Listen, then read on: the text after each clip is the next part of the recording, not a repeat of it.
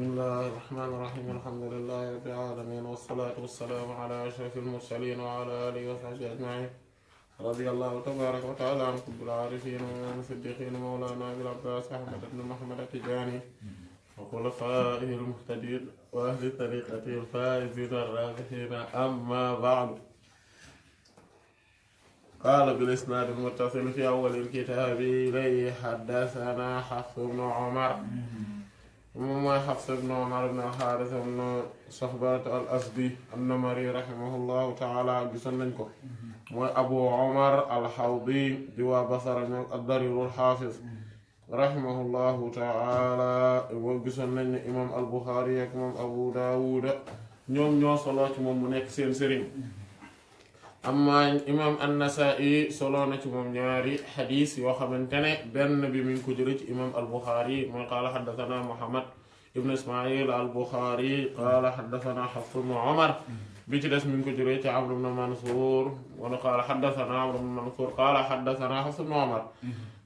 imam at-Tirmidhi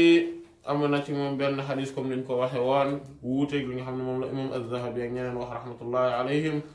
ne woon nañu gisa bokkoon na ci mandarga yi mooy dafa weexoon karaw bopp ak karaw sikkim mi ngi génn àdduna ci jumaada al axira ci 225e année ginnaaw gàddaay Yonent bi sallallahu alayhi wa alihi wa sallam kon dañu gis ne ay xadisam ci saxiix yi la nekk ci saxiix al Buxaari la nekk maanaam imaamu Muslim moo solowul xadisam ak imaam Ibn Maaja ak imaam Ibn Maaja rahimallahu al-jamii mu ne qaala xaddasanaa Shu'ba moom mooy al imaam Abu Bistaam Shu'ba ibn al-Hajjaaj ibn al-Ward al-Azdi rahimahullahu ta'ala al-Ataki al-Waasiti thumma al-Basri rahimahullahu ta'ala di waa Basra comme Hafs ibn Umar ñoom ñu waa Basra la rahimahullahu ta'ala mi ngi génn àdduna 82 jàpp 86e année ginnaaw gàddaay Yonent bi sallallahu alayhi wa alihi wa sallam génn àdduna 160e année ginnaaw gàddaay Yonent bi sallallahu alayhi wa alihi wa sallam nekk amirul mu'minin li nga xam ne moom moo njëkk a waxtaanee waaru jarh wa ta'dil ci Basra rahimahullahu ta'ala di imam bi nga xamante ne daanaka kenn du laaj moom mooy kan rahimahullahu ta'ala ay xadiisam ñu ngi ci kutubu sitta an Abil Minhaal te moom mooy Sayyaar ibnu Salaamata ar-Rayaahi rahimahullahu ta'ala muy Abul Minhaal ar-Rayaahi di Basri rahimahullahu ta'ala moom ki nga xamante ne ci la solowee ci ñoom moom mooy Abu Barzat al-Aslami ak al-Barraat as-Saliti ak baayam muy Salaama moom muy ak Abul Aliyat ar-Rayaahi ak al-Basri ak Abu Muslim al-Jurami ak ñeneen ñu mel ni ñoom rahmatullah radiyallahu anhum ak ñi nga xam ne nag ñoom ñoo solo ci moom mooy Sulaymaan at-Taymi ak Xaalid al-Hazza ak Awf al-A'rabi ak Yunus ibn Ubayd ak Sawaar ibn Abdullah al-Anbari ak imam Shu'ba bi nga xam ne moom moo solo ci moom xadis bi ak ku mel ne Hammad ibn Salama ak ñeneen ñu mel ni ñoom rahmatullah al-jami' mi ngi génn àdduna 129e année ginnaaw gàddaay Yonent bi sallallahu alayhi wa alihi wa sallam ay xadisam ñi ngi ci kutubu sitta an Abil Barzata te moom mooy al-Aslami radiyallahu ta'ala an sahaaba Yonent bi sallallahu alayhi wa sallam ni nga xamante ne moom la gën a siiwee mooy dàkkantalam Abu Barza mi ngi tudd Nadlat ibn Ubayd ibn Abid radiyallahu ta'ala anhu di génn àdduna ci li gën a wér 65e année ginnaaw 65e année ginnaaw gàddaay Yonent bi sallallahu alayhi wa alihi wa sallama am nañu ne ci 64e année moom la al-Hakim wax rahimahullah imam Hakim nee na 64e année ci la génn àdduna imam az-Zahabi itam loolu la saxal te loolu la wéral loolu la dëgëral am na tam ñu ne ginnaaw 65e année yi ci la génn àdduna ci li gën a wér rahmatullah alal jamii Abu Barzat al-Aslami radiyallahu ta'ala anhu imam al-Bukhari am na ci xadis ci saxiixam ñeenti xadis moom fekke na fathu Makka ginnaaw googu loolu tamit ànd nag Yonent bi sallallahu alayhi wa alihi wa sallam ci mbooleem xare yi nga xam ne xare na ko mu bokk ci ñi nga xamante ne ñoom ñooy saxaabi yi radiyallahu ta'ala anhum te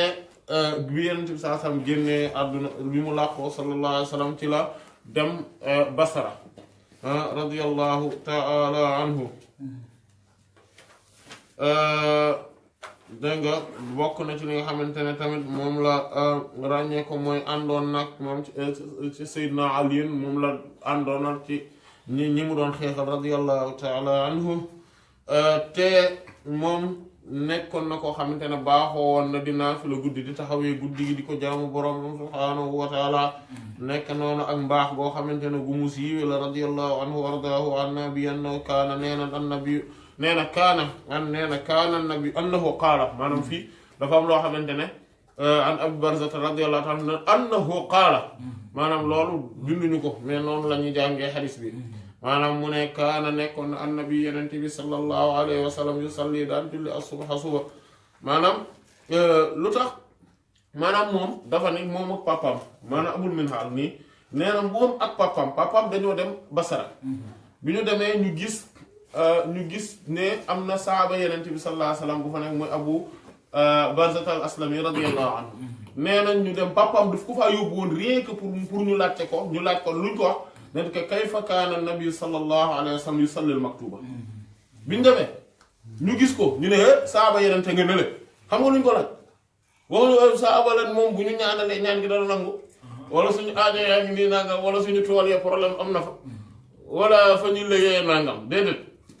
dañ ko gis ne d'ailleurs lu mu ko laaj kayfa kaana nabi sallallahu alayhi wa sallam yusalli al-maktuba yenente bi sallallahu alayhi wa sallam nan la daan julli xam nga ñoom xamoon nañu heure julli lan la heure julli ndax fii la tàmbalee fii leen tàkkusaan fii loolu mu xamoon nañ ko mais ñoom bëgguñu woon xam loolu yenent bi moom nan la daan def sallallahu alayhi wa sallam ban heure exactement la ko daan julli ñun loolu lañ bëgg a xam maanaam nga gis ni nga xam ne noonu la ñu nekk woon ñoo xam ne looloo leen daan yitteel wuti nañoo yàlla wallahi wallaahu musta'an comme niñ koy waxee yàlla nañu yàlla sàmm daal yàlla nañu yàlla sàmm am nañu yàlla sàmm dégg nga mu ne kon nag mu ne moo tax moo maanaam loolu moom moo kii maanaam loolu moo Seydina Abu Barzata al-Aslami radiyallahu anhu di ko leeral nag ni nii la ko daan defee mu ne kaana nekkoon na moom annabi yenente bi sallallahu alayhi wa sallam yusalli daan julli as-subha suba wa ahaduna fekk kenn ci ñun yaarifu daan na xàmmee jalisahu ki toogaaleeg moom maanaam mooy daan leer bu daan julli tis loolu moo tax Hanafi rahmatullahi alayhim dañuy sukkandikoo ci hadis bi di wax ne kon maanaam di al isfar bi subhi loolu moo gën maanaam mooy bàyyi ba waxtu suba bi ba mu xaw a commencé leer tuuti nga doog a julli suba moo gën fajar gi xar rek nga julli ko maanaam Hanafi rahmatullahi alayhim ñoom loolu la ñuy wax waaye loolu ñeneen ñi ci des ñoom ànduñu ci loolu maanaam li nga xam ne ñoom ñooy ñu ëpp ci borom xam-xam yi rahmatullahi alayhim ñoom ànduñu ci loolu lu ko waral nag moom mooy ne xadiis yu bëri dañoo ñëw di tegtale ngëneelu julli teel a julli maanaam julli ci fi waxtu wi tàmbalee waaye tamit ñoom moo tax xadiis bi li nga xamante ne moom lañ ci wax maanaam lii jumhur di tegtaloo mooy lii ciy tegu mooy def ne wa yaqra'u te daan na jàng fiihaa ci julli suba googu maa loo xamante ne bay na nekk na ci diggante ak sittiina juróom benn fukk ilal mi ajum ci téeméer maanaam diggante juróom benn ñaare yenent bi sallallahu alayhi wasallam bu ñu ko daan xool li mu ëpp bu daan julli suba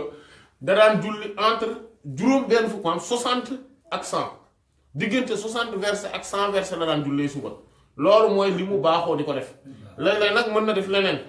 waaye li mu baaxoo di ko def mooy diggante boobu la ko daan faral di def loolu nag day waral ne xam nga moo tax julleem suba da daan yàgg tuuti ndax 60 versets à peu près mooy ban saar voilà daan na ko ëpp waaw non waaw surtout bu dee ay dañoo gudd sax saar yi dañoo gudd daan na nekk maanaam daan na ëpp sóoratu Qaaf masalan voilà masalan daan na ëpp sóoratu Qaaf loolu mooy 60 téeméer moom xam ngeen ko maanaam mooy ëpp na sóoratu Yaasin à peu près mën nañ ni buñ doon xool lu tolloog sóoratu Yaasin à peu près moom la daan tari voilà buñ ko mënee gam-gamlee loolu maanaam nga gis na loolu moom moo tax fuqahaa yeneen ñi rahmatullah muy Maliki Shafi'i ak Hanabila rahmatullah alayhim di wax ne non maanaam c'est que bu daan julli da daan julli bi xalas comme te gisoon nañ xadiis Sayyidina Aïcha bi radiyallahu anha kaana nabi sallallahu alayhi wa sallam yusalli subha wa ma'ahu nisaa'un minal mu'minaati mutalaffi'aatun bi muruutihinna thumma yarji'na wa laa yu'rafna min shiddatil ghalas ñu gisoon nañ ko xadis boobu ne jigéen ñi daan nañ jullee doog Yonent bi sallallahu alayhi wa sallam daan na julli suba jigéen ñi doon jullee doog moom mais daal di mël fa woo seen yére yi nga xam ne dañ ko daan wàcce benn jalbaab yooyu topp ñu ñibbi mais duñu leen xàmmee ngir tar-taru lëndëm gi maanaam mooy kon léeg-léeg daan na demee noonu tamit et que bu tari bi guddee bu tari bi yàggee gudd loolu moom mooy indi mbir mi di leer ba nga xamante ne bu ñu sëlmalee nit ki dana mën a xàmmee ki nekk ci wetam beneen tontu bi mooy ma xàmmee ki ma toogal tegtalewul ne leer na ndax mën nañoo julli ba pare bu ma xoolee gis xàmmee ki nekk sans wet te terewul te taxu koo leer ngir ne bu dee ki nekk sans wet donc laay xàmmee moom mooy leeragul parce que bu leeree dana xàmmee ñeneen dégg nga mu ne way salli daan na julli nag az-zuhra tisbaar lii moo tax imam al-Bukhari indi ko fii rahimahullah mooy isa saa yoo xam ne zaalat jéng na ash-shamsu jant bi toxu na zaalat toxu na ash-shamsu jant bi loolu la daan jullee tisbaar mooy su jant bi toxoo maanaam mooy kon ñu xam ne ndekete julli tisbaar li tey cosaan mooy ñu julli ko bu jant bi jéngee maanaam mooy bu waxtu wu jotee rek loolu leen moo nekkoon aada Yonent bi sallallahu alayhi wa sallam wal asra jant maanaam tàkkusaan nag mi ngi ko daan julli wa ahaduna fekk kenn ci ñun yazhabu da daan dem ilaa aqsal madina maanaam fa gën a sori ca madina am na ci yeneen riwaaya mooy ilal aaliya maanaam ci al aaliya mooy fi gën a kawe ci madina mooy fan mooy boo xoolee ci Quba ak foofu noonu maanaam ñaari mayil la jàpp ñetti mayil donc maanaam ñaata kilomètres à peu près 3 à 4 kilomètres voilà 3 ba jàpp 4 kilomètres maanaam lañ daan dox di dem mu ne bu jullee Yonent bi sallallahu alayhi wasallam bu jullee wala mu ne rajaa mu dellu si wa shamsu fekk jant bi hayyatun mi ngi dund maanaam li muy tekk mooy mi ngi continuer di tàng voilà am na ci beneen riwaaya moo tax summa yarji'u ila al-aaliya wala summa dhahaba ila al-aaliya wa shamsu murtafi'a fekk jant bi di yëkkati ko nekk tout le temps di yëkkati ko loolu mooy ne kon tàkkusaan tamit doo ko daan teel a julli te loolu moom bokk na ci li jumhur wax ne loolu mooy tegtale ne zillu kulli shay'in mithluhu moom mooy fi tàkkusaan tàmbale bu fekkente ne nit keru ku ne kero mbir mu ne keram dafay tolloo ak jëmmam ni mu toll ci taay ci njoolaay bu boobaa dañ ci yokk lu ñu tuddee zillu zawal mooy jéngu maanaam keru jéngu jant bi maanaam mooy kon lan mooy ne tey bu fekkente ne dama am benn bant boo xamante ne 1 mètre lay def ñu dem jant bi di jéng loolu selon zone géographique bi day maanaam moment boobu ker gi day tuuti wala mu rëy bu dee ker gi nag dafa rëy dafa tuuti wala mu rëy ak lu mënti xew ñu jàpp ne à peu près ñu gis ne moom 1 mètre lay def mais ker bi mu def ma natt ko mu def 5 centimètres mu nekk 5 centimètres loolu laay jàpp bu ma demee ba am 1 mètre 5 1 mètre plus 5 centimètres ci ker gi loolu laay xam ne tisbaar jeex na tàkkusaan dugg na loolu moom mooy wax bi te loolu boo ko nattee mi ngi tolloo bu ma jëloon waxtu wi nga xamante ne moom la jant bi di jóg ma wàññi ak waxtu wi nga xam ne moom la jant bi di tëdd ma xaaj ko ñeenti xaaj yu tolloo xaaj mu mujj bi fi mu tàmbalee foofu la xaaj bu mujj bi fi mu tàmbalee foofu la mooy 3 quarts bi fi muy jeexee ñu war a entamer quart bu mujj bi foofu la mooy heure boobu dégg nga waaye lii Hanafi rahmatullah alayhim dese nañ ci ànd ñoom ba tey dañuy wax ne tout dépend bu dee hiver lii été bi la effectivement loolu mën na nekk maanaam ba tey da ngay gis ne ba tey xadis bi de ku nekk daal ni mu koy dégg rek dana leen desee tàqale mu ne waaye war na siitu fàtte naa maa la nga xam ne xaala wax na ko fil maghribi ci timis gi li mu waxoon ci timis gi nee na fàtte naa ko lii nag maanute bu rëy la ñëw na di déglu mais xam naa da ko rëcc rek dégg waaye waxtu timis daan ci ñëw insha allah moom dana ko beral kii moo tax loolu lii yàqul dara ci wax ji mu ne walaa yu baali waaye nag du faale bi taxiiri ci yéexi al isha gee ilaa sulusil layli ba ci ñetteelu xaaju guddi gi maanaam mooy ceeru guddi gi maanaam gee bu toogee ba ceeru guddi gi mu doog ko julli loolu garawul amul problème summa topp xaala mu wax ci benn riwaay ci beneen mu nettaliwaat wax ji maanaam abul min xaal mooy nettali ba tey mu ne ilaa shatril layli ba ci xaaju guddi gi maanaam ba ci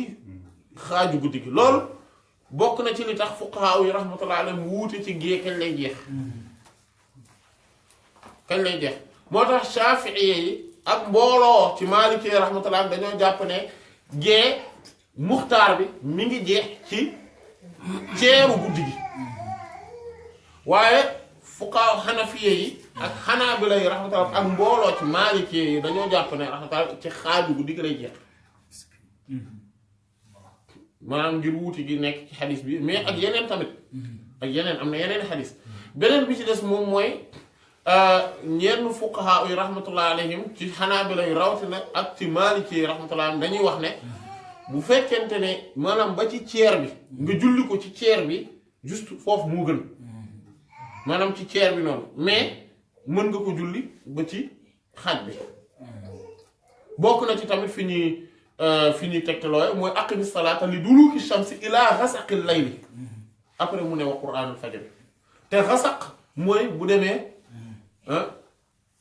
mooy bu jant bi demee ba maanaam mooy guddi gi bu demee ba lëndëm nekk ci somumu lëndëmaay mooy guddi gi parce que guddi li ko indi guddi mooy ne jant bi moo féete ci beneen côté bi opposé wu fi ma ne loolu rek moo indi guddi ndax guddi du dara lu dul keroog suuf si moo indi mooy ker gi moo tax lépp nekk ker moo tax tey bu ñu nekkee ci pièce boo xamante ne dañ koo tëj day lëndëm comme loolu moo ko indi léegi bu ñu demee ba ker gi maanaam jant bi nekk totalement à l'opposé ci fii nii totalement ci suuf si fi mu ne mais fii day lëndëm këris maanaam mooy nekk ci jamono ji muy gën a lëndëme moo tax ñu bokk na fi ñuy teg la mooy xasaqal layl mooy fi mu demee ba lëndëm carrément après day commencer leeraat tuuti voilà dégg nga loolu moo tax bokk na ci liy tegtale ne genn wàllu guddi gi mais que yeneen bi moom sallallahu alayhi wasallam ci ceer bi la ko daan julli comme tamit noonu la amee ci hadith sayyidat Aisha bi radiyallahu anha mais loolu insha allah daañu ci gën a ñëw mooy ci waxtu génn dégg nga mu ne wa qaala Muaz te moom mooy Muaz ibn Nasr ibn Hassan gisoon nañ ko abul Musanna al-Basri rahimahullah mooy qaadi boobu moom mi ngi génn àdduna 186 ma ne ginnaaw gàddaay Yonent bi sallallahu alayhi wa alihi wa sallam ay hadiisam ñu ngi ci kutubu sitta moom mu ne qaala wax na Shu'ba mooy ibn al-Hajjaj maanaam fii dafa indi wax ji nga xamante ne moom la indi mooy waxu Muaz bi ngir mu nekk li nga xamante ne mooy ngir mu nekk ca kii muy dëgëral di gën a leeral masala bi dégg nga wax ji imam Muslim jokkale na ko maanaam wax Muaz bi jële ko ci Ubaydullah ibn Muaz maanaam mooy doomu mu jële ko ci Muaz mu indi jëmmi càllale gi mu ne nee na laqiituhu dajee naag moom marratan beneen yoon maanaam imam Shu'ba nee na dajewaat naag Abul Minhal rahimahullah beneen yoon nee na qaala nee na mu ne aw wala bokk sulusul layli ci xaaju guddi ci maanaam ñetteelu xaaju guddi gi mooy ceer maanaam mooy ceer bu njëkk bi wala genn wàll gi après mu ñëwaat daane non ceer bi maanaam mooy fàttaliku na léegi nee na non ceer bi la ci ceer bi la ko daan jël te loolu day dëppoo maanaam ne ñetti guddi yi ci ceer bi ci digg bi léeg-léeg la ko fi daan julli te loolu boo xoolee day dëppoo ba tey ak ne waxtu bi mi ngi jeexee ci ceer bu ci xaaj bi te amaan na loolu mooy li gën a dëgër ci masala bi insha allah daañu ci gën a ñëw mooy ne gée du ci ceer bi lay muxtaar bi di jeex mais ci xaaju guddi gi lay muxtaar bi di jeex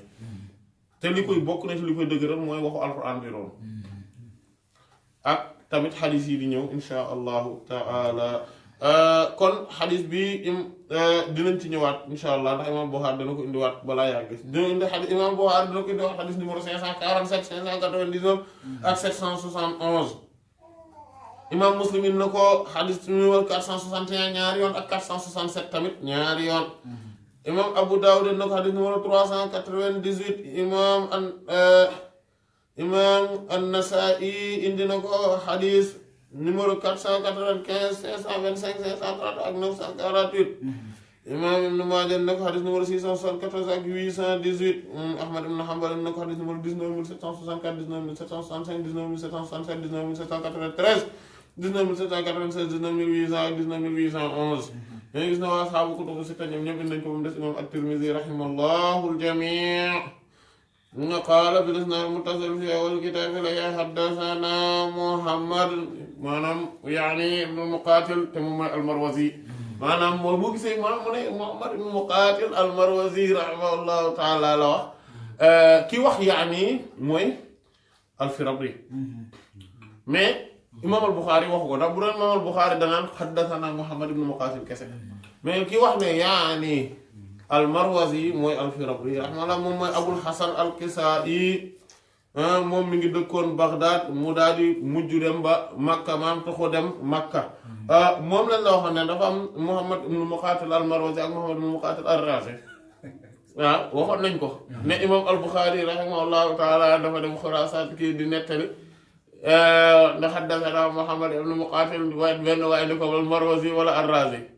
mu ne la ak axirra min as-samaa ila al-ardi naka ahabbu ilayya min an arwi min Muhammad ibn Muqaatil ar-Razi ma xawwee koo ci asamaan wàcc dal ci suuf si moo ma gënal que may soloo ci Muhammad ibn Muqaatil ar-Razi ndax daf daan expliquer dégg nga moom dégg nga Muhammad ibn Muqaatil al-Marwazi mi ngi génn àdduna 226e année ginnaaw gàddaay Yonent bi sallallahu alayhi wa alihi wa sallam bokkoon na ci ñi maanaam bëri na xadiis yu mu solo bokk ci ñi gën a màgg ci ñi nga xamante ne ñoom ñoo solo ci al imaamu Abdullah ibn al-Mubarak al-Marwazi lu ci ëpp nag daa iman ci moom lay solo lu ci ëpp dégg nga yaa nga am na cosaanam ci Marwa la mu dëkk Baghdad ginnaaw nga mu daal dem Makka foofu la génnee àdduna ca yoon wax ci la génnee àdduna rahimahullahu ta'ala dégg na ci yeneen i sëriñ ku mel ne Abdul Aziz ad-Darawardi même comme ak ñeneen rahmatullahi ala al-jami' comme ni nga xamante ne noonu lañ ko leeraloon imam Ahmad ibn Hanbal ak imam al-Bukhari imam Abu Zur'ata ar-Razi imam Abu Hatim ar-Razi ak ñeneen ñu mel ñoom rahmatullahi alayhim solo nañu ci moom kon imam dafa bokk ci afraadul Bukhari maanaam imam al-Bukhari rek moo solo ci moom ci mboole waa ashaabu kutubu sitta rahimahullahu ta'ala mu ne qaala axbarana Abdullah te moom mooy al imam Ibn al-Mubarak al-Marwazi rahimahullahu ta'ala Abu Abdurrahman al-Marwazi al-Khurasani moom mi ngi gane àdduna 118e année ginnaaw gàddaay Yonent bi sallallahu alayhi wasallam génn àdduna 181e année ginnaaw gàddaay Yonent bi sallallahu alayhi wasallam maanaam moom voilà moo tax moom datam neex naa jàpp 118 181 ngir chiffres yi ko composé neex naa jàpp. rahimahullahu taala bokk ci ñu mag ñooñu nga xamante ne daanam maanaam ñooy imam yu mag yi rek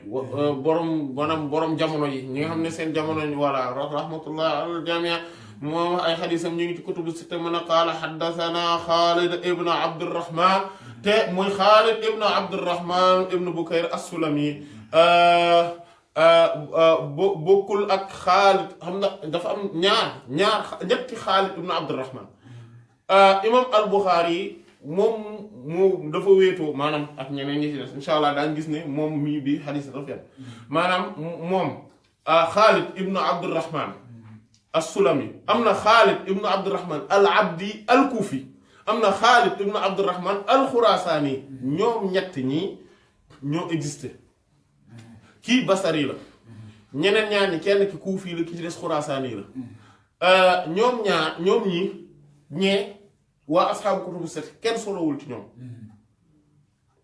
mais kii la ñu wéetoo te kii comme ni nga xamante ne noonu lañ koy gisee xadis bii la am ci asxaabu ci kutubu sitta ba mu jeex xadis bii rek la ci am rahimahullahu ta'ala moom mi ngi solowee ci al-Hasan al-Basri ak ci Ghalib al-Qattan moo tax ci Ghalib al-Qattan rek la solo lañ am xadis bi tamit imam al-Bukhari moo solo xadisam imam at-Tirmidhi ak imam an-Nasa'i ñii rek solo ay xadisam ci mboolem ashaabu kutubu sitta ci xadis bi rek lañ solo ci moom te ci Ghalib al-Qattan bii rek lañ solo la solo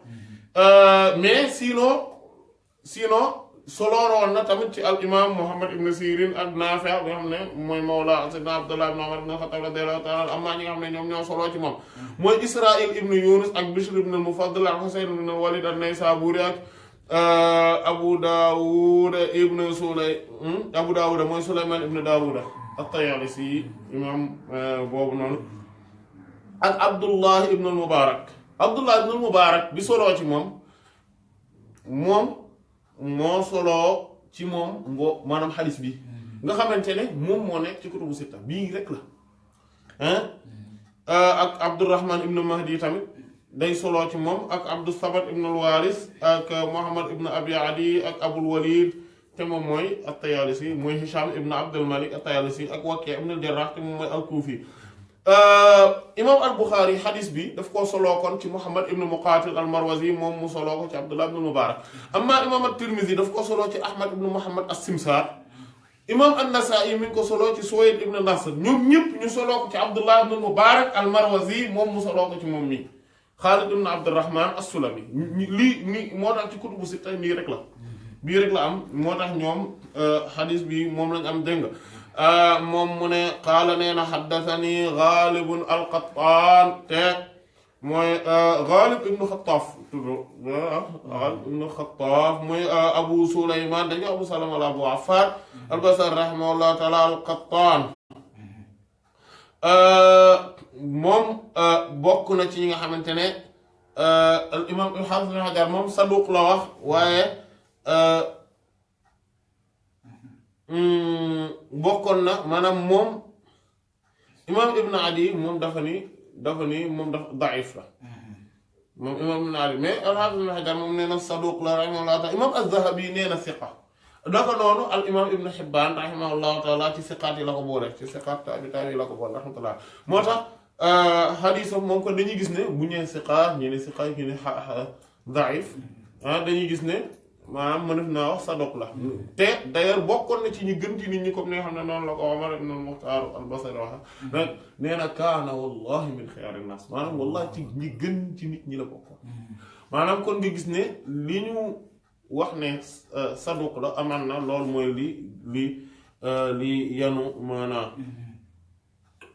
dégg nga même Ibn Saad nee na siqa la maanaam nga gis imam az-Zahabi imam Ibn Hibban imam Ibn Sa'd ñun nee na siqa la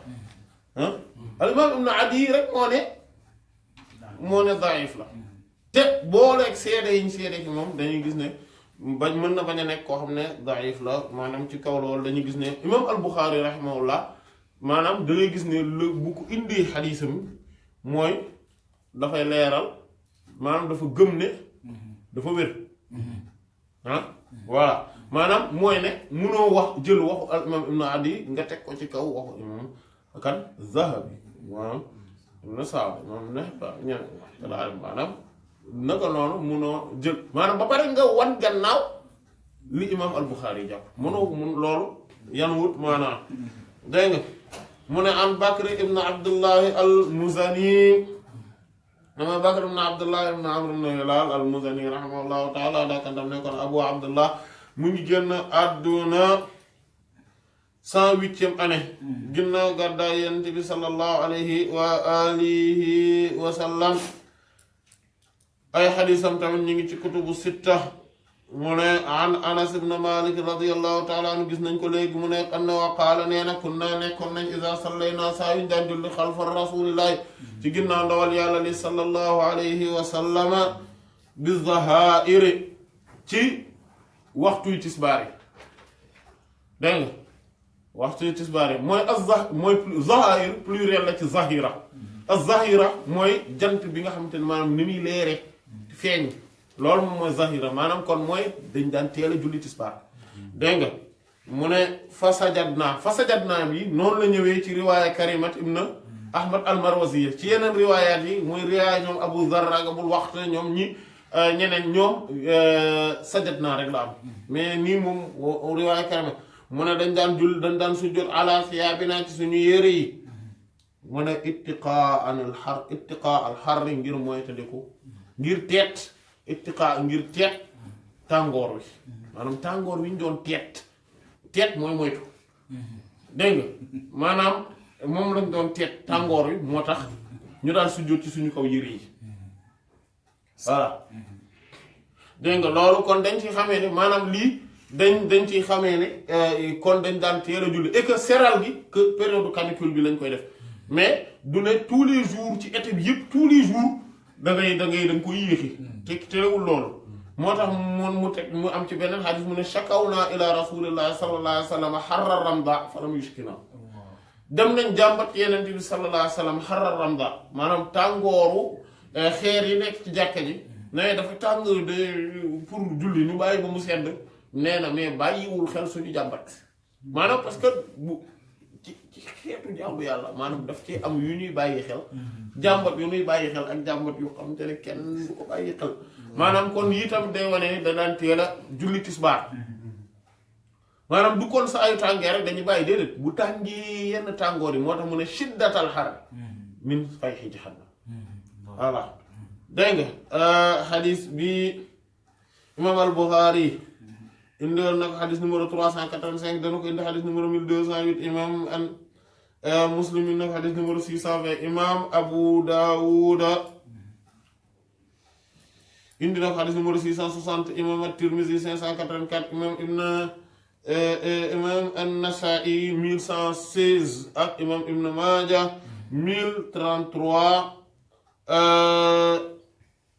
imam Ahmad ibn Hanbal 11977 waa saabu kutubu sitta kudul imam al-Bukhari benn yoon nga ko indi ci sa téere waaye nag waa saabu kutubu sitta ñoom ñëpp indi nañ xadis bi ci seen téere yi wallahu ta'ala a'lam wa sallallahu ala sayyidina Muhammadin wa ala alihi wa sahbihi ajma'in subhana rabbika rabbil izzati amma yasifun wa salamun ala al-mursalin walhamdulillahi rabbil alamin.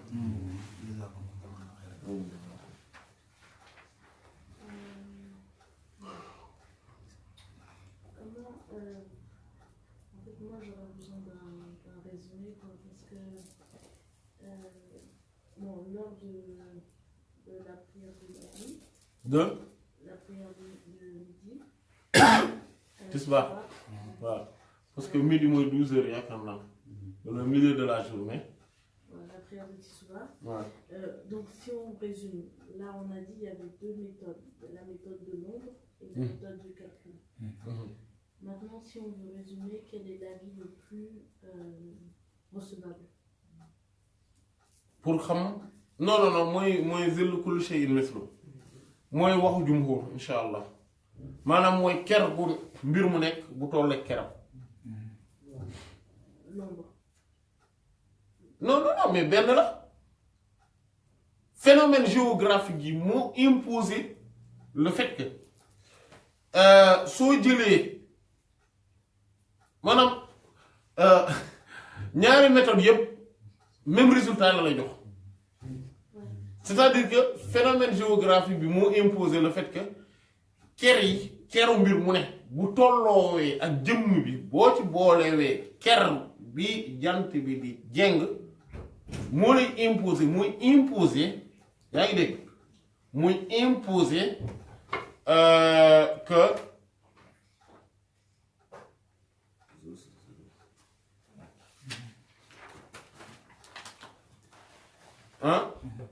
moom mooy imposer que boo jëloon journée bi boo jëloon trois quarts jour bi maanaam mooy moment bi jant bi di jóg boobu moment bi jant bi di fenk trois quarts bi que ni foofu ngay yem parce que donc bon, de manière pratico-pratique, on se retrouve dans un endroit. waaw. Maintenant, j'ai pas l'heure, je dois déterminer. loolu ci kër gi rek nga ko mën a xamee. Après, ce que j'ai pas compris sur l'ombre, c'est, t'as dit c'est une ombre de soi plus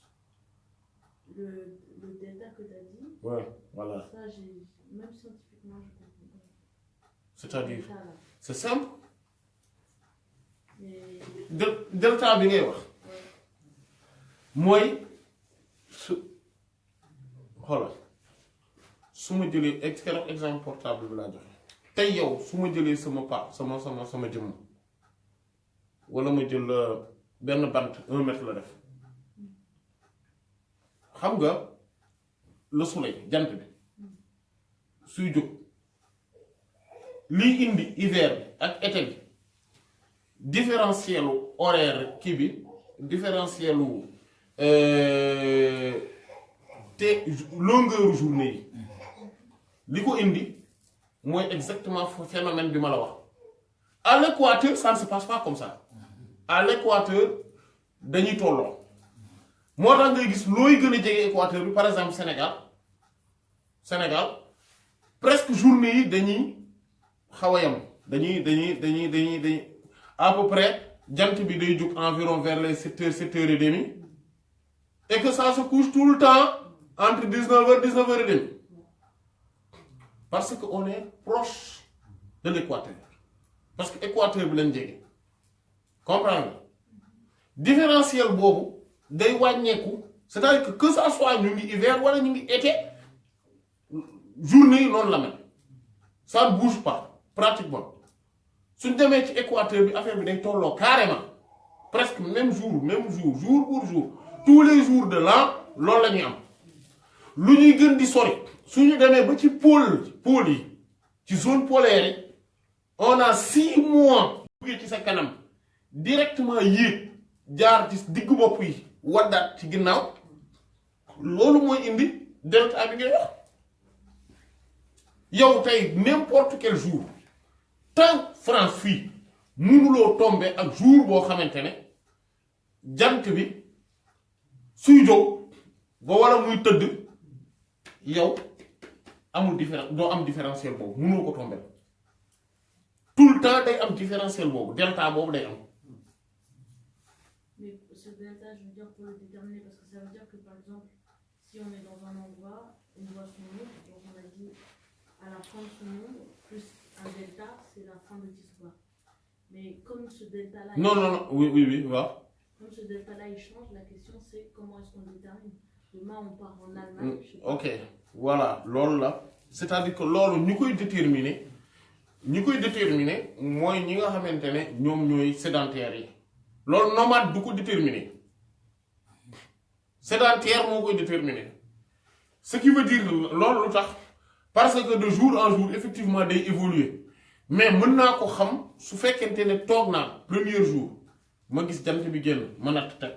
deuxième jour ma gisaat beneen jant bi teg ma natt teg troisième jour ma gis teg ma damay xam ne à peu près période bii ma toll même distance même différentiel boobu laay am ci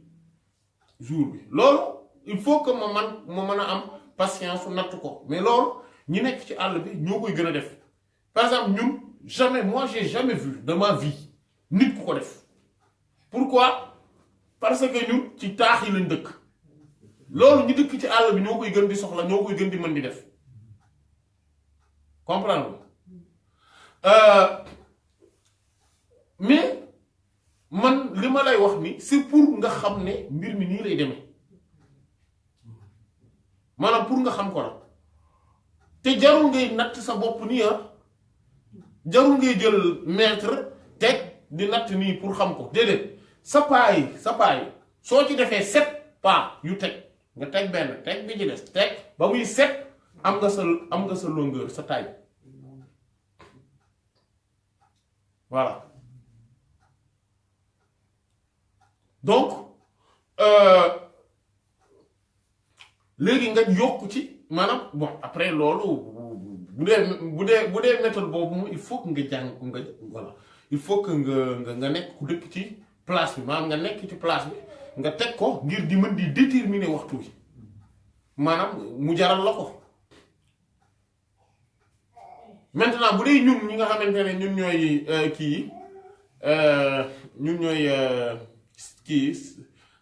gars yi dëkk ci dëkk bi nan lañ tuddati citadin ñun citadin yi ñun li gën a yomb ci ñun mooy méthode de calcul bi ñu xëy dem fële dëkk ba météo xool lu ñu wax kañ la jant bi di jóg kañ la jant bi di tëdd ma daal di jël xam naa ne jant bi tey lay tëdd biir heure sàngam ma dóor sama calcul ma déterminer sama waxtu julli léegi tey parce que ñun ay citadins lañ ñun loolu moo ñu gën a yomb wallahu ta'ala a'lam est-ce que comprendre nga léegi. Ouais, bon, oui, j'ai compris. Sauf que daf la jafe quoi. Non, bon, la méthode de calcul, c'est simple, c'est la fin des 3/4. Voilà. Voilà, ça c'est simple. Mais c'est juste que des fois, ça peut arriver, par exemple, on arrive dans une ville quand on voyage, et que par exemple, sur Internet, ça ne marche pas. Donc, tu sais pas exactement, est-ce que tu dois courir pour Tiso Bar et tout, tu sais pas. Donc, la méthode de l'ombre, du delta, elle sert. Mais là, avec des gens qui sont pas musulmans,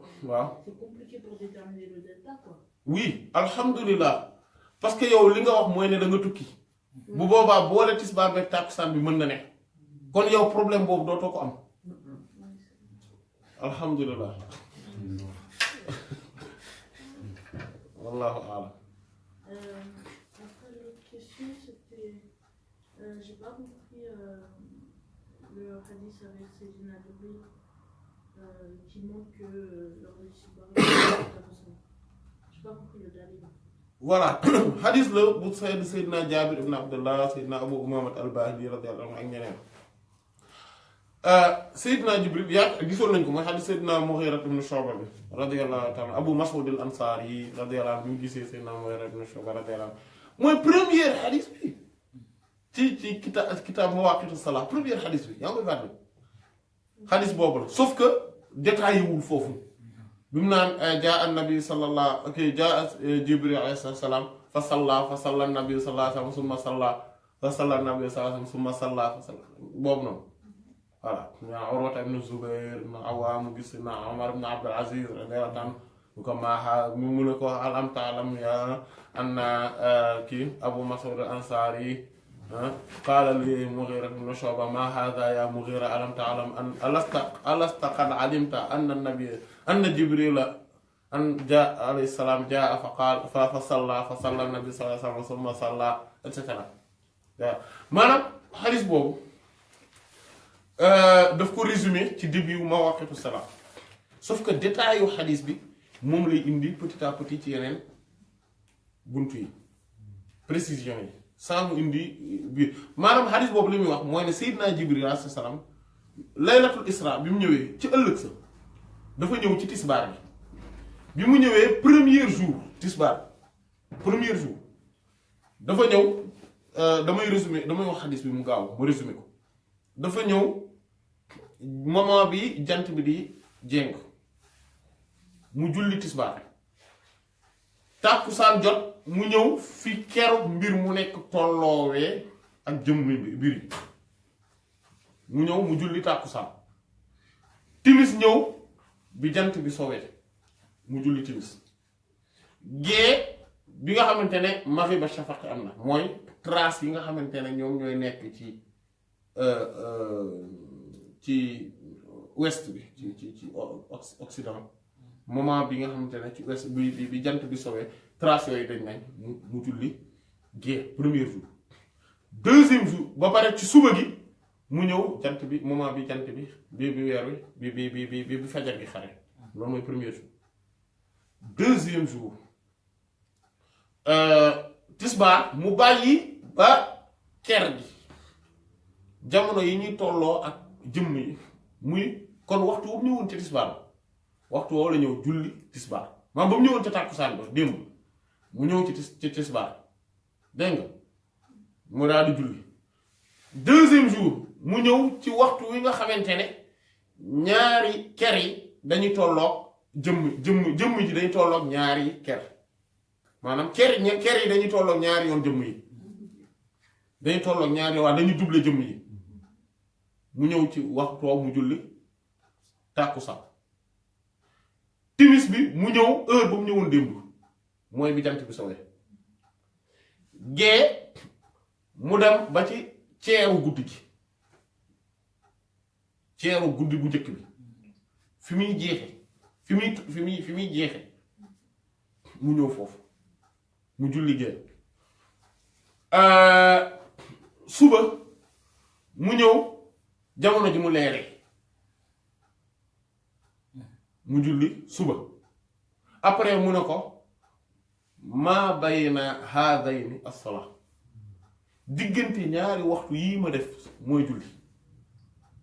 maanaam kon ñu xamante ne waxtu julli yi fii lay tàmbalee fii lay yem sauf que xadis boobu incha allah daañ ci ñëw ci leeral bi mooy ne xadis boobu xaqiiqatan dañ ko folli maanaam daf ci bëri ay mbir yuñ ci folli lii tegtale ne dañ ko folli mooy moo tax borom moo xam ne yu wuute ne xadis boobu cosaan la ci ñu xàmmee waxtu julli yi ak lan mooy waxtu yu julli fu muy tàmbaleeg fan lay jeexe cosaan la ci sauf que am na ci ay parties yuñ ci folli quand même parce que waxtu wi ne par exemple tàkkusaan fi mu jeexe par exemple partie boobu lañ ko folli donte Shafi'i rahmatullah dinañ ko jëfandikoo ñoom ci lu ñuy tuddee waxtu uzr maanaam waxtu yi ngànt bi te dinañ ko jëfandikoo tamit ci beneen waxtu ñoom bu ñu am ci tàkkusaan bu tudd waxtu karaha maanaam waxtu sib ci biir maanaam dañ na al jawaazu ma al karaha dagan na waaye dañ koo sib ndax ci tàkkusaan Shafi'i yi tamit dañ ci am juróom-ñaari waxtu amuñu ci comme ñeneen ñi Maliki yi ñaari waxtu lañ am da muxtaar ak daruuri yi par exemple Shafi'i yi 7 waxtu lañ ci am daañ ci ñëw insha allah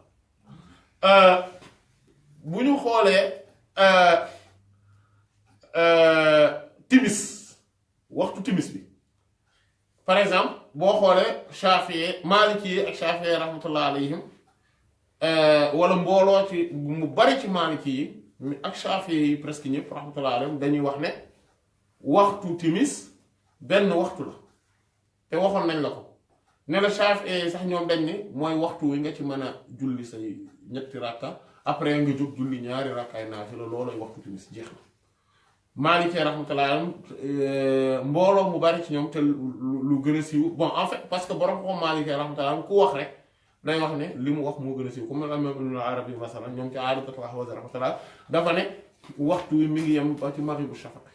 waxtu timis te dañu looloo gën a siiw ci mazhab bi par exemple alors que ñeneen dañ ne non li gën a siiw ci mazhab bi mooy ne comme li Shafi'i yi wax mooy waxtu benn waxtu rek la mooy parce que Seydina Jibril alayhi salaam ci waxtu yëpp ñëw na ci ñaar yu wuute sauf que timis benn waxtu wi ci la ñëw ci ëllëg sa ci même waxtu woowu la ñëwaat mooy jant bi jamono ji mu so mais loolu tamit dinañ gis ne incha allah que ni xaqiqatan li ci dëgër du loolu mooy ne dañoo folli waxtu woowu te imaamu Maalik ci jëmmi boppam ci Muwatta rahimahullah comme moom ci boppam ni mu ko waxee Yahya ibn Yahya Laysi rahimahullah ne laaj naa ñu imaamu Maalik ne ko te mu ngi ci Muwatta mu ne bu jant ci waxtu timis mu ne bu jant bi boo demee ba maghrib ba shafaqi am léegi nag génn nga waxtu timis et que yaa ngi dugg waxtu gi waxtu timis foofu lay génne yaa ngi dugg waxtu gi loolu imaam Maalik rahimahullah ci boppam wax na ko maanaam nga gis ne ku position am dafa évoluer et que Muwatta bi noonu mooy li mu mujjee boobu noonu mooy bi mu mujjee jàngale bu Yahya ibn Yahya Laysi bi rahimahullah ak yeneen bon ala kulli haal liñ ci bëgg a wax mooy ne xadis boobu ci cosaan la maanaam cosaanu xadisu cosaanu waxtu julli yi la ñu xam waxtu julli fan kañ la tàmbalee ak fan la jeexe après nag mu am ci ay détails surtout comme bu fajar bi heure fajar kañ lay jeex ak ndax mu am na muxtaar ak daruri yi wala benn waxtu rek la am mooy lan mooy fajar gi xar na ba keroog jant bi di jóg wala dafa am waxtu bu ñuy tànn comme ni Shafi'i yi di wax rahmatullah alayhi waxtu boo xam ne dafa waxtu ngëneel la waxtu bu ñuy tànn waxtu ngànt gi ak waxtu bi nga xam te ne mooy daruri bi lor bi wala li Maliki mbooloo ci ñoom rahmatullah alayhi wax ne la waxtu muxtaar la am ak daruri yi wala comme li Hanafi rahmatullah di wax ne nag benn waxtu kese la mooy bu jant bi mooy bu fajar gi xaree ba jant bi so et cetera wala maanaam li xanaa bi lay wax rahmatullah te mbooloo ci Maliki jàppale leen lu bari ci ñoom ne mooy ne waxtu bi fajar gi xaree la ba keroog jant bi di commencer di waaj a génn et que daruri bi mooy bu commencé génn nag ba génn carrément wala lan la loolu daañ ñëw ci wuute bi tamit insha allah mais liñ bëgg a wax rek mooy ne même bu dee sookul bi d'accord nañ ne xadiis Seydina Jibril boobu alayhi salaam mooy sookulu le fait que ñu xam ne waxtu wi am na fu muy tàmbalee am na fu muy yam nangam yu mel noonu et que après mën nañ am ay différences ak yooyu mais que après ci biir borom xam-xam yi d'accorduñ ci lépp d'accorduñ ci ne lépp mooy li ñu mujjee li yenn saa saa mujjee jàngale d'accorduñ ci wallahu taala a'lam. Juste sur les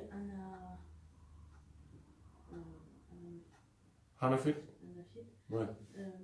En fait, je comprends toujours pas pourquoi, comme eux, la période obligatoire, c'est juste un seul tabac. Eux, la notion de Darul Mokhtar, normalement, ils ne devraient pas l'avoir. waaw amuñu ko wax. Eux, ils ont juste. Non ci côté boobu c'est-à-dire ñoom non en fait bu ñuy wax daruri ñoom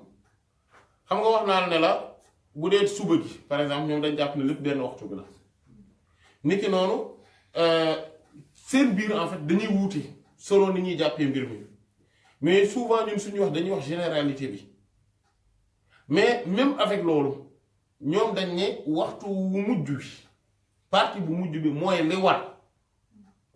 war mais beneen partie bi dañ la ko tànnaloo maanaam am nga possibilité julli ko comme am nga possibilité ñàkk koo julli sauf que partie bu mujj bi mooy bi war dafa mel voilà c'est que xaw moom problème bi nga am ci kii boobu dafa mel ni depuis que ñu wax ko comprendre loo ko en fait. En fait, celui-là j'ai compris, mais après ce qui m'embrouille, c'est que du coup, quand on arrive dans les heures de prière, moi quand on parlerait des Hanafi, on dirait pas Darul Mokhtar pour eux. Parce que pour eux, comme en fait, c'est quand on rentre dans chacun des mazhab hors hanafien, on parle de Darul Mokhtar. Ouais. Non, comprendre naa li ngay wax waaw mais ñoom effectivement ñoom ñoo gën a ñàkk am notion boobu que ñeneen ñi parce que tout simplement li nga wax la mooy li ñu wax loolu waxoon nañ ko voilà ñoom dañuy wax ne waxtu wi fii la bu mujj bi lii la maanaam mooy li nga xamante ne foofu boo fa ñëwee da ngay nekk ci restriction parce que obligatoirement da nga war a julli waxtu wi mais effectivement waxtu yi ci des beneen partie bi ko jiitu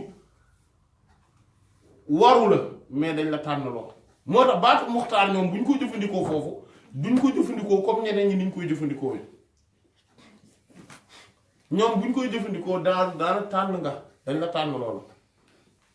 préférable. Voilà et ak choix am nga choix. Après la dernière question c'est juste comme après t'as dit Roussine et Darul, mais ça on va le voir après parce que Mokhtar et Darul ça c'est clair, mais après t'as dit Roussine. Uzur ngànt ak daruri ak lor en fait ñoom dañuy wax ngànt loolu souvent ci Shafi'i la am. C'est un autre truc encore. Voilà ci Shafi'i la am rahmatullah mooy comme kii tukki dafa am nga uzur mooy excuse daruri mooy nécessité voilà maanaam ki feebar ñoom ki feebar dafa am excuse pour yéexi julli parce que moom coonoy feebar xeet boobu ki di tukki dafa am excuse mooy uzur ngir mën a yéexi julleem ba tàkkusaan jot mu boole tisbaar ak tàkkusaan comprendre moo tax boobu dañ koy wax waxtul uzri dañ koy wax tamit waxtul jamaa waxtu yi ngànt wala boog waxtu yi boole bokkut ak daruri bi mooy ñi nga xamante ne ñoom dañoo nekk en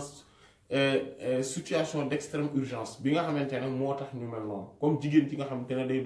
mbërëgam day doog a jeex te waxtu wi mu jeex fekk na muxtaar bi romb na kooku dafa nekk ci lot comme ki nga xamante ne xale la bu màgg gutoon léegi waxtu yee ngi waaj a jeexagut maanaam génn nañ waxtu muxtaar bi ci fi ñu ko war a defe sauf que sawaay léegi nekk na majeur pubère na léegi pubère na dafa war a julli da koy daal di war ak yu mel noonu. C'est la même période, mais c'est la cause qui change. C'est la cause. voilà wala yéefir bii dooga tuub dugg ci l'islam voilà.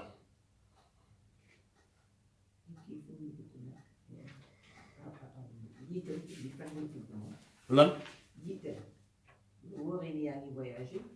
par exemple avant ngay àgg takkusaan dina passé jiital bi am fu mu dugg. non en fait dinañ ñëw ci xadis yi am na xadis buy ñëw boo xamante ne incha allah foofu je pense que suñu paree fii rek la mooy xadisu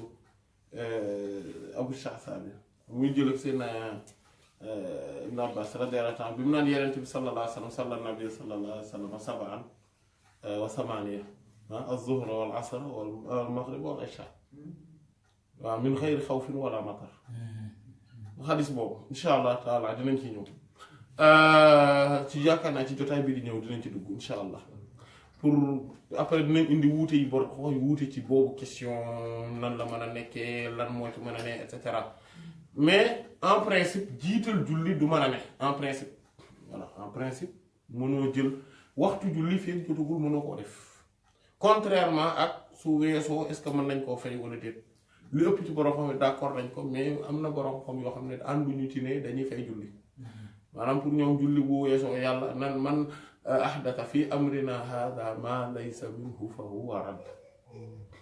ku fi indi sos fi dara fii ci suñu mbir mi lu ci bokkut dañ la koy delloo te li bokkul ci diine ji mooy bàyyi julli waxtu wi génn maanaam ñoom noonu lañ koy layee maanaam loolu bokkul ci diine ji c'est que di julli waxtu mu bokkut ak waxtu wañ ko waroon a def loolu bokkul ci diine ji kon moom maanaam pour ñoom bu la waxtu julli rombee moom c'est fini yàqu nga ba faaw maanaam jeex na pour yow c'est fini xanaa xaar beneen waxtu bi rek ndax yàlla foofu la ko digal woon defoo ko fa doon la warati waroon na la foofa léegi kay bàkkaar rek ka lay topp bon après loolu wax la joo xam te ni li ëpp ci borom xooxu yi dañ koo bañ mais loolu amaan na ñu ñëwaat ci insha allah mais am na waxtu yi nga maanaam mooy ne julli dañ koy fay ba faaw ba keroog ngay dee da lay war loolu mooy li ëpp ci li borom xooxu wette amaan na loolu mooy li gën a dëgër insha allah ne julli même bu la rëccee bu doon julli la rëccit julli yëpp danga leen a war a def ba keroog ngay dee danga ko def feeg deewoo da lay war léegi li nga xam ne moom la moom ngay wax nii insha allah daañ ci ñëw gën ko leeral ci ne loolu mën na ne loolu dina mën a nekk mais ci ay conditions yoo xamante ne vraiment yu précise la maanaam doone rek damay tukki rek boo waxtu wi daf may fekk ci yoon bi rek damay boole tisbaar ak takkusaan mbir mi du mën a demee noonu faaw